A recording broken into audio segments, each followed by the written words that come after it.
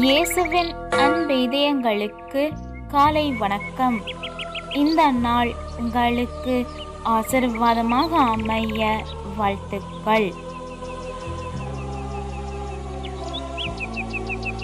இப்புதிய நாளுக்கான ஆசீர்வாத இறைவசனம் விடுதலை பயணம் அதிகாரம் 23 இறை வார்த்தை 22. நான் சொல்வது யாவற்றையும் கேட்டு செயல்பட்டால் நான் உன் எதிரிகளுக்கு எதிரியும் உன் பகைவர்க்கு பகைவனும் ஆவேன்.